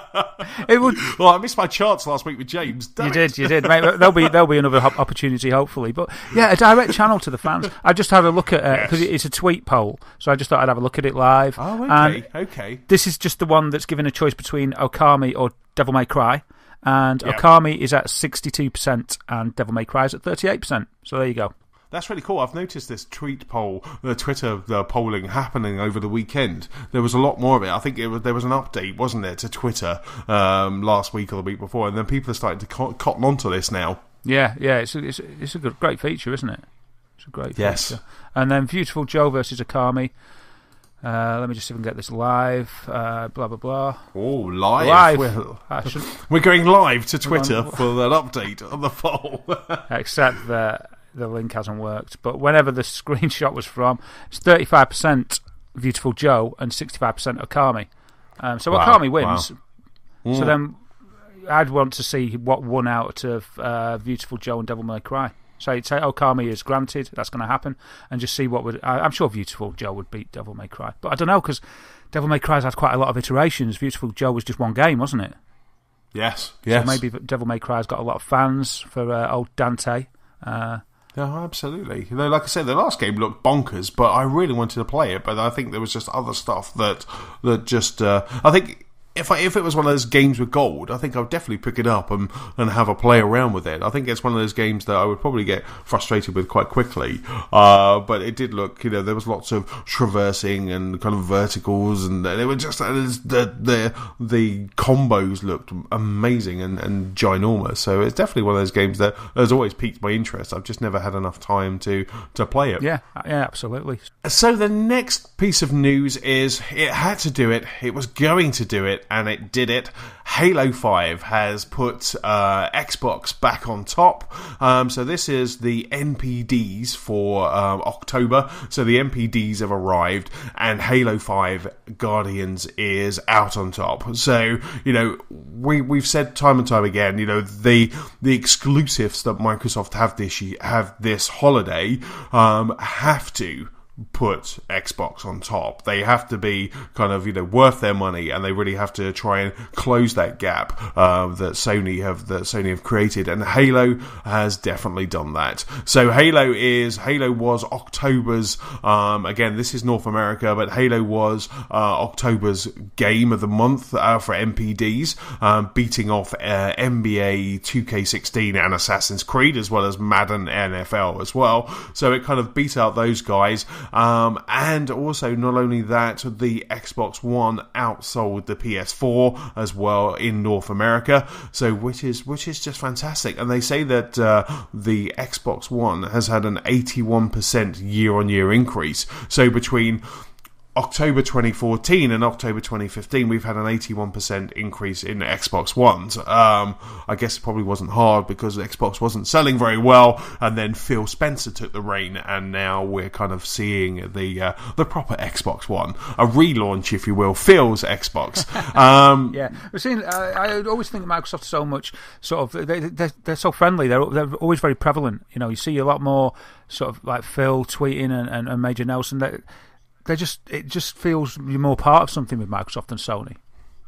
Oh, absolutely. I mean, I think we've said that before with their events, their showcase events. Sony are going, we've got something in San Francisco this year, come to there. But with Microsoft, it's like wherever they're doing an event, they do a hangout. Wherever they're doing an event, they bring in fans. And you're right, you've also got Graham Boyd, AC Bongos as well, kind of doing some stuff in the UK. He's kind of the UK version of Major Nelson, and they're always there. You occasionally you can tweet out, you get a tweet back, and it's really interesting. It is nice. You feel embraced, don't you? And they've got these people in the territories. They've really invested in reaching out there as if they're there for the fans. Whereas Sony just seem to be.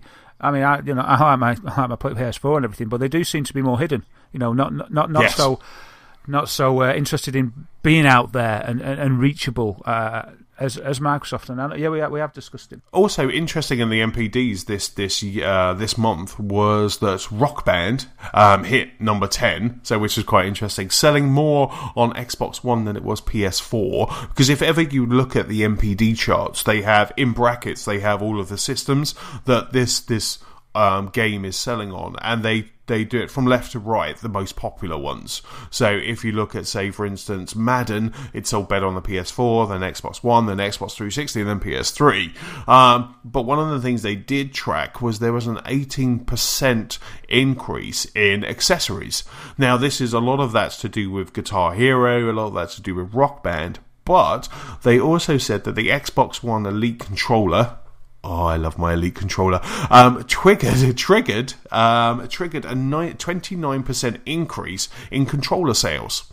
Wow. So they had a ginormous month for Microsoft. Now, obviously, they need to continue this, because what I'm not seeing, and again, the MPDs are only physical sales, they're not digital sales, but what I'm not seeing in this title is Forza. Where's Forza in here? It seems like it's kind of dropped off quite quickly, and that game's amazing. So we've got Halo. Obviously there's going to be Halos there. We'll continue sales of Halo, Tomb Raider. Microsoft next month, they really need to do the same thing again.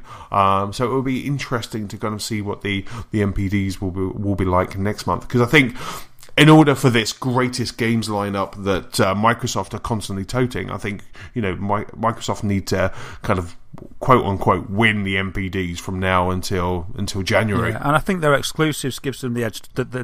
I think it's realistic that they could do that. Halo's brought in the sales, and Tomb Raider will as well. What confuses me is the decision on the release date for Tomb Raider. I don't understand why they put it in the same week as Fallout 4. I'm sure it'll sell well, but I'm sure it would sell better as the only AAA, if you like, the only premium title in a given week. Yeah, I mean, I listened to a podcast called the Kind of Funny Gamescast, and they had Aaron Greenberg, who is the marketing director for Xbox. Again, another chap who's kind of very vocal on Twitter. And they just said they looked at the lineup, and they had Halo happening one month. They had Madden happening another month. Another week they had Assassin's Creed, and they just looked at where they wanted to place Tomb Raider, and they just said we had to choose a week, so it was always caught between two amazing games. They just had to choose a week, and instead of going up against their own one, which was Halo, they just decided that they would go up against Fallout, and they just decided that was the place, because if they didn't do this week, they got next week, which is Battlefront, and then it just kind of keeps going on, and then they want to get everything out before December, because of Thanksgiving and all of that. So they just decided that there wasn't a good week in November to release Tomb Raider, so they just decided that was the best poison to go up against. I think his words were. I think if that was the case, it's like you can't put it against Halo, because that's our game. We're Microsoft. It's like, so we're not going to put Tomb Raider next to Halo, because that's how I'm in ourselves. But Fallout, that's multi-platform. So it sort of makes more sense. And Battlefront, probably ridiculous to put it next to that. So maybe that the lesser evil out of what's around. It's interesting, because I think, for me, I'm going to probably put it up against Battlefront rather than Fallout, because if you think about Fallout, that is, as you and everyone else are attesting to, that's a game where you get deep into. You don't want to come out of it. And because I was wading, I was just kind of ankle deep in Fallout, I decided that Tomb Raider would be the better game for me to play. But if a couple of weeks later or a week later, I've played Fallout, I'm kind of doing all of that, I've got to the point where I know what I'm doing, I've got a strategy, and then Star Wars Battlefront comes out, so you want to quickly dip into that, and then you've got Tomb Raider, so you're like, actually, do you know what, I can just kind of mix between Battlefront and Tomb Raider quite easy, because I just see Battlefront as that game where I just kind of jump in for a couple of hours and then I come out and I play another game.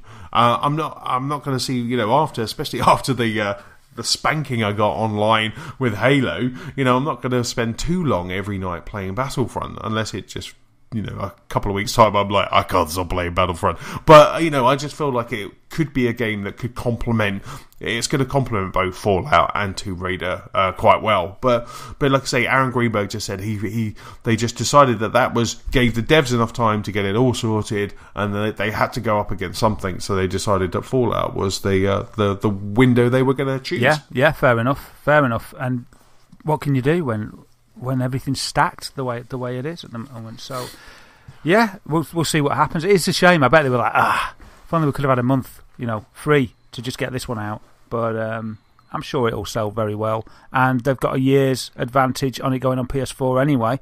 I'm not so sure if Tomb Raider would bring people to buy an Xbox One. But you never know. From what you say, maybe it would be that good. Yeah, I mean, I'm loving it. So, but you're right. Who's going to look at to go? I need to get to. It's quite funny.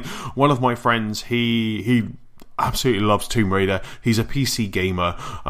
He's had PS3 previously. He hasn't dipped into the next generation because he's really kind of into his PC gaming at the moment. And I was kind of sending him a couple of screenshots over the weekend. I said, "Oh, are you tempted to buy an Xbox?" And he was like, "No, I'll just wait for it to come out on PC."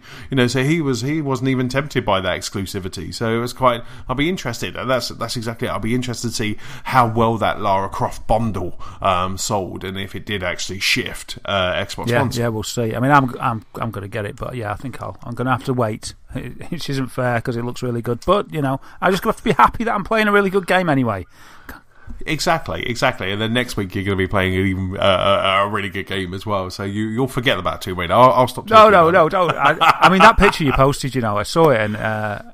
It was one of those I just thought, oh wow! So I clicked on the picture itself so it filled my screen, and then I was zooming in to just look at the beauty of it, and I was just like, oh man, it looks so good because I love those type of adventure games. But yeah, you mentioned accessories, and the Elite controller selling well, and you've got one obviously. But did you know that there's a device that lets you play it on your PS4? No. Yeah, I think there's a few different devices that can do this, and you've mentioned this because you said because you're getting Battlefront on PS4. I mean, you're probably going to get it on Xbox One as well.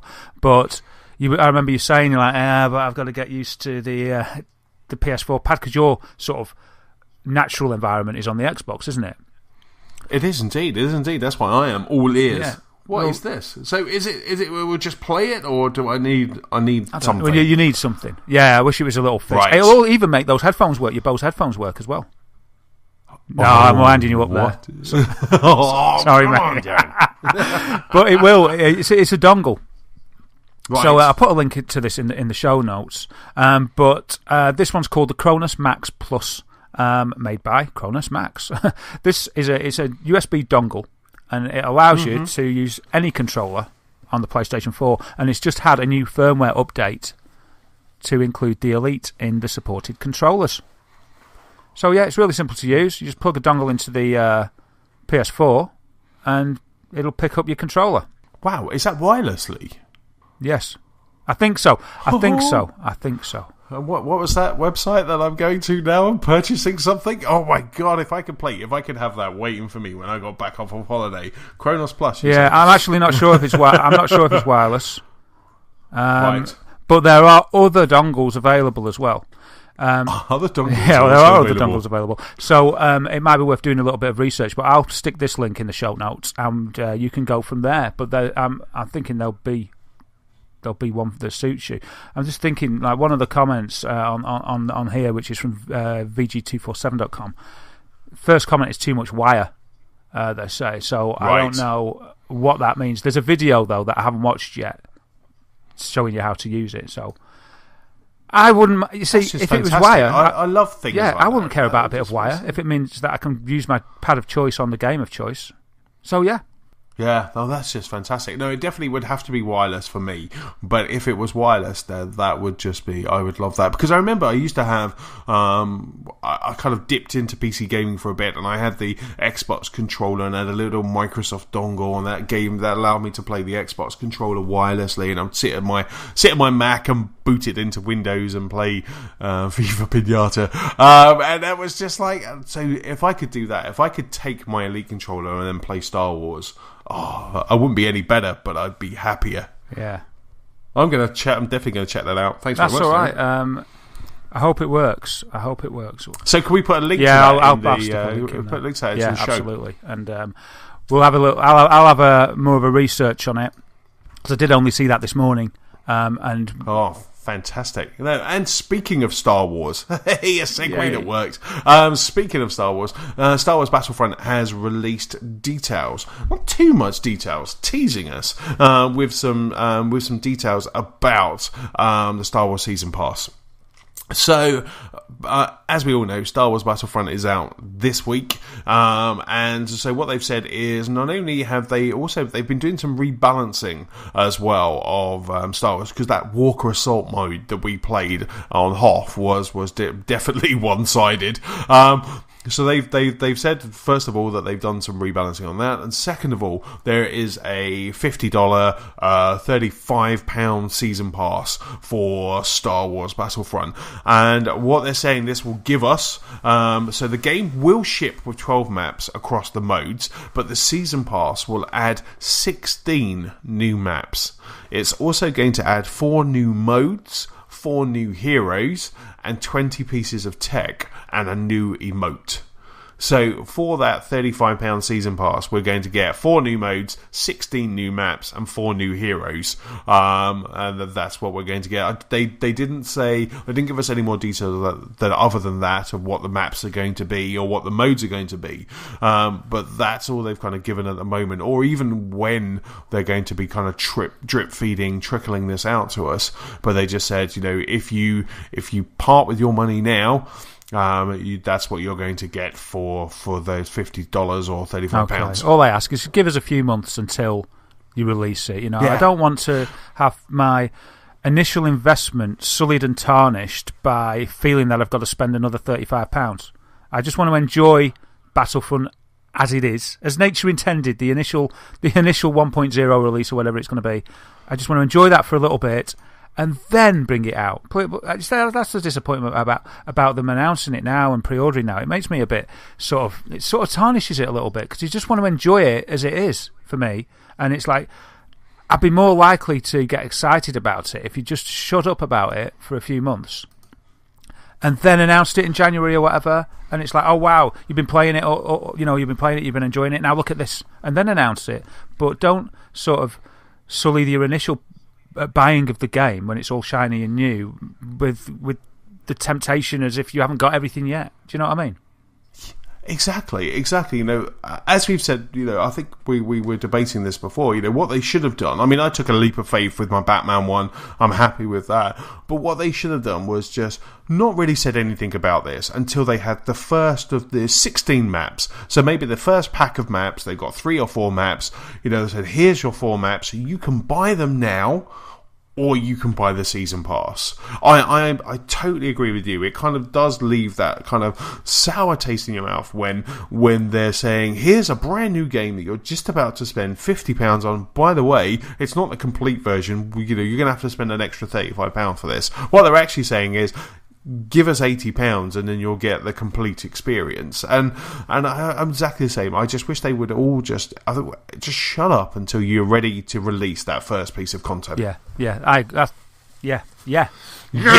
See, it even got me angry then. So I'm like, damn it. No, but I don't want this kind of constant teasing of what's to come. I want to just sit there day one, play my game, enjoy it, and just have a blast, not thinking that I've got to pump up some more money. Now, the one out of all of that information, kind of very kind of light on information, but the 4 new modes interest me, because it'll be interesting to see what they are. Maybe they're trying to just expand a bit more on that quote-unquote single-player experience or something like that, because we already have that 2-player wave that I know you and I are going to spend a lot of time that's so in. Cool, yeah.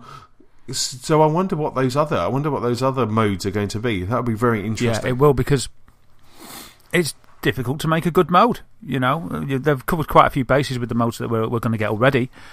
So yeah, it will be interesting to see what they are. And I'm sure the content, I've sort of got faith with this, and I'm sure the extra content's going to be good. I'm probably going to get it, but it's just echoing that. Just give us some time to just enjoy initial excitement and buy-in to the game before you hit us with another £35. Absolutely. And then keeping with the Star Wars news, something that you kind of showed me just before we went live on the show is that the Super Star Wars, the SNES Super Star Wars, which is coming out on PlayStation 4 as part of that limited edition PlayStation 4 bundle, but we're going to get it separately for PS4. But there's been an interesting piece of news that the trophies are out for this game, and they're listing PS Vita as well as PS4. And I am so happy about that. I wish I could have that for the plane. They're actually saying that it comes out tomorrow, which is November 17th.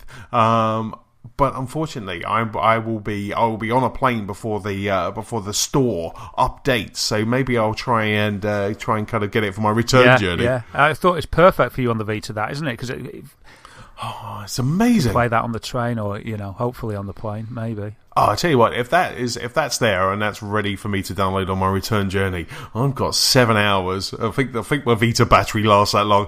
7 hours I've played Super Star Wars. I will be so Tell you what, I was playing that game not long ago on your recommendation because I hadn't played it. And it's hard. We talked about this before. It's so hard. 7 hours take me I'd probably get past 3 levels. Because I got Sam on it. I was like, oh look, it's Star Wars. I thought it'd be easy. For some reason, I don't know. There's something about it. I thought this won't be too bad, but it's pretty ruthless. It's a hard game.